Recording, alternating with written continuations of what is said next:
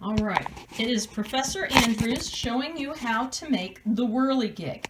So first off, there's only one piece of string in your kit, and you used it with the friction experiment. So now you must cannibalize that experiment, take out the ruler, okay, and pull that string out.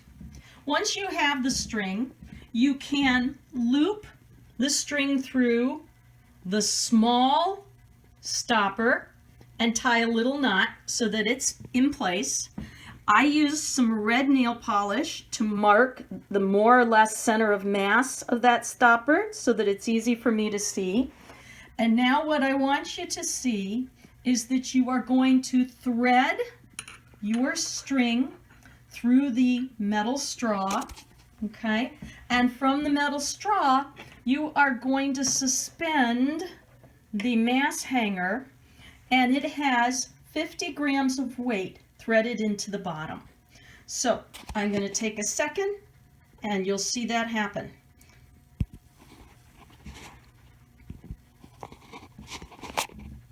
All right, so now we're going to thread the straw with the string that we have made a slip knot on so that we can attach the hanger. And then we are going to measure the distance from the bottom of the straw, which I'll show you what I mean by that as soon as I get the end of this string out. Oh, wonderful, the string is not coming out. It's just bunching up in there. I don't believe that. We'll keep going. Nope, now it won't come out the bottom. So you pull on it, ha!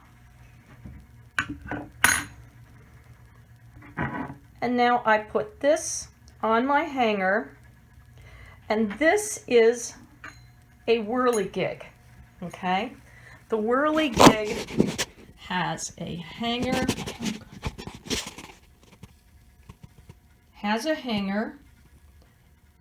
has a small stopper at the top. There is no need for the large stopper.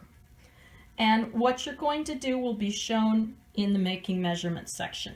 Now you do need to know the distance from the top of the straw, okay, to where the hanger is. So as you can see, I am going to measure that with my long metric tape.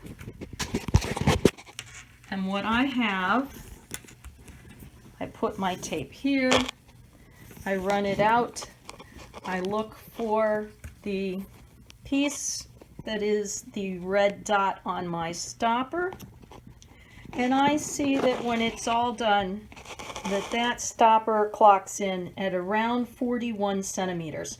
So I have a radius of whirling that will be 41 centimeters, or 0.410 meters.